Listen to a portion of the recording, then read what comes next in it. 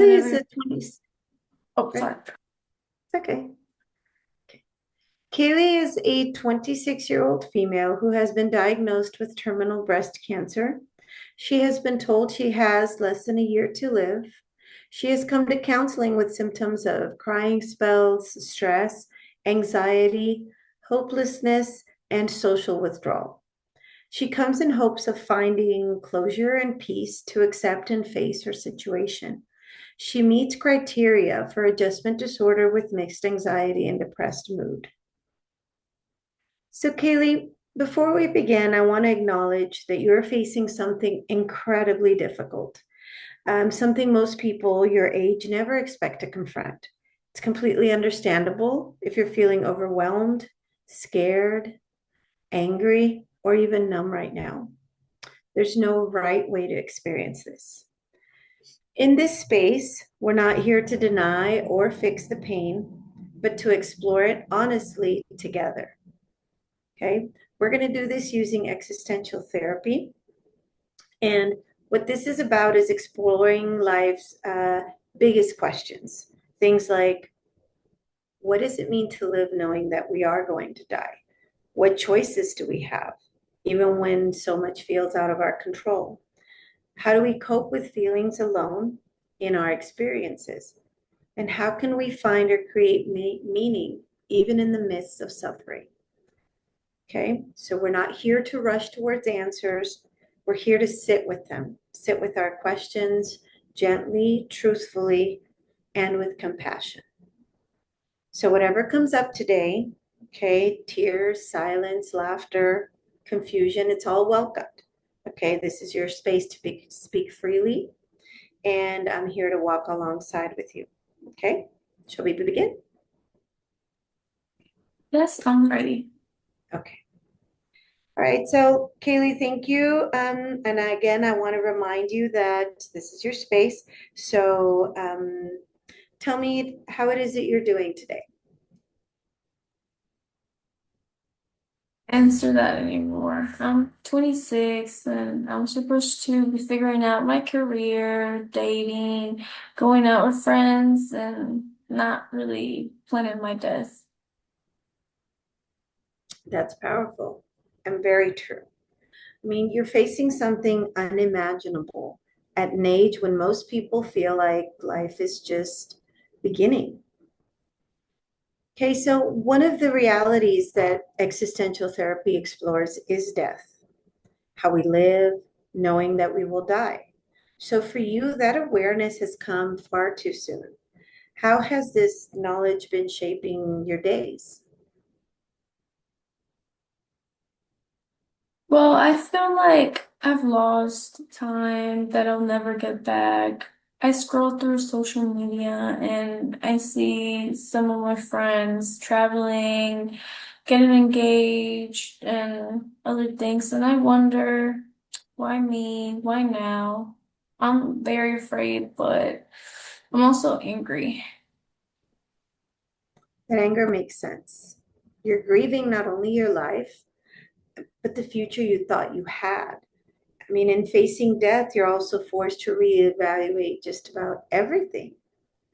Yeah, sometimes I wonder if there's even a point of getting out of bed, if it's gonna end anyway. That question, what's the point, is probably one of the deepest we ask ourselves when we're up against suffering. Okay. Well, has anything felt meaningful to you lately? I mean, even if in a very small way. They snow, but then my sister brought over this like scrapbook that we made as kids together, and we laughed for hours. And that meant something to me. And when I write in my journal, I feel like I still exist, like I'm still here, not just as someone that's dying, but someone that's living.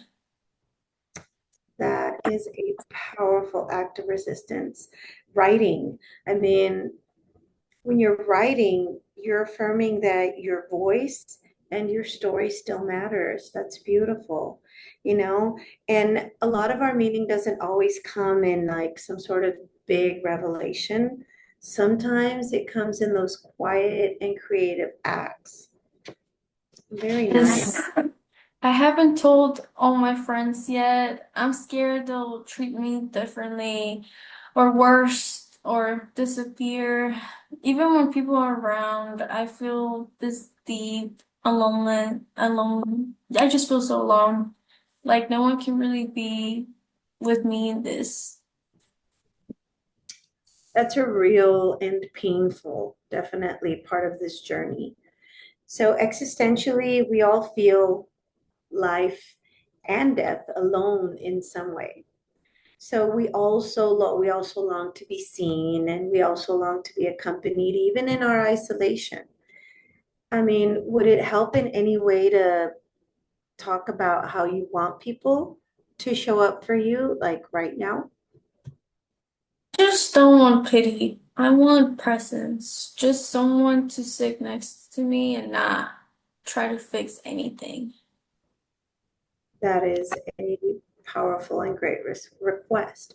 I mean, you don't need people to solve this. I mean, you need them to witness it with you.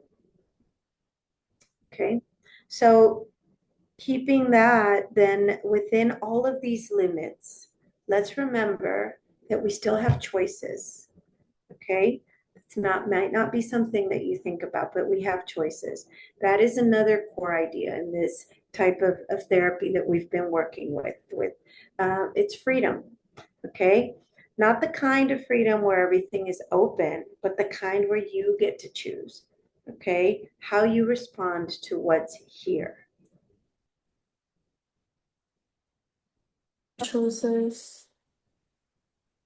I hear that, and I can completely understand how that may feel that way.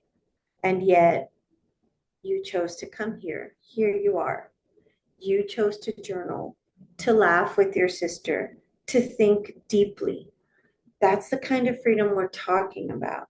Not avoiding the reality, but facing it and choosing to live within it. With what's one small thing that you want to choose for yourself this week? I want to record voice messages for my little nephew. He's only 2 and he won't remember me otherwise. Oh, that's beautiful. That's a beautiful and an intentional act. That is you creating meaning and connection. And that will by far outlive your time here. So, but I still feel scared, but a little more grounded.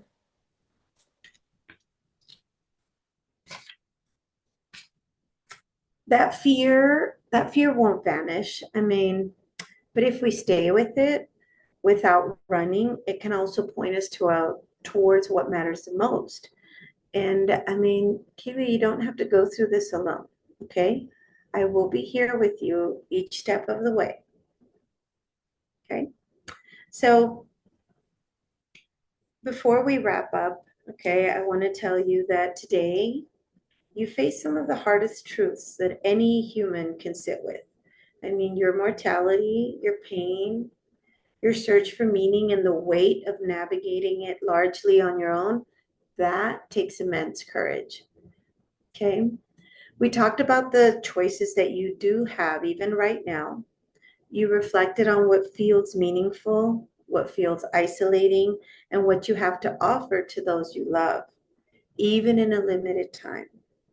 These are not easy conversations, but they are deeply human ones. And even though there's fear, because it's okay to have fear, I also sense that there's clarity in you. You're not just confronting death, you're choosing how you want to live while you're still here. That is profound. So, for this week and before our next session, I want you to do some things, okay? One of the things that I want you to do is to write a letter. It's called a legacy letter. You know, the name says it all, okay? And the purpose is to deepen your sense of meaning, okay? And even while facing terminal illnesses and connection, okay?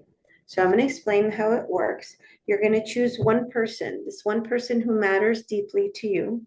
Could be a family friend, your future self, should you choose, and write them a letter, or you can record an audio message. Okay. Include what you love about them, the memories you cherish, anything you'd like to carry them forward. Okay. You don't even have to give it to them. Just focus on expressing yourself authentically. Okay. You think you can do that? All right. Can And do the other, that. Yeah. good, good. I think you'll be great. The Thank you. other thing is in the evening, I want you to jot down, just one moment from your day that felt real, that felt connected and meaningful, even if it was a small conversation, a feeling, a song, a laugh. Okay. And note why that moment mattered to you. Okay. What was big? Okay. Why did it matter? Okay. It might be small to others, but it means something to you. Okay. And then finally, I want you to answer this question, and I will send this to you. But it is one thing. What is one thing that I still have control over? And how do I want to use it this week? You don't have to tell me right now, but think of that because you do still have some control. Okay. This could be emotional, relational, creative, spiritual. Okay. All right. And then to finish, I want us to leave you with a little bit of affirmation, okay? And I want you to say this to yourself at least once a day. And I'm going to say it, and then you can repeat it and see how you feel, okay? It says, I cannot choose the length of my life, but I can choose the depth of it. You want to try that? Go for it. Yeah, I can do that. I cannot choose the length of my life, but I can choose the depth of it. You certainly can.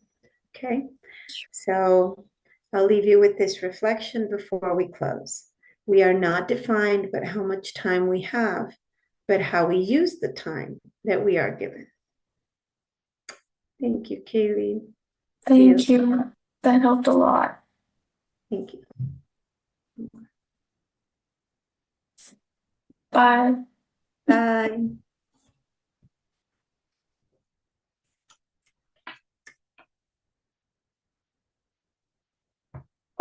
Okay, I think we're good. Did you stop the recording?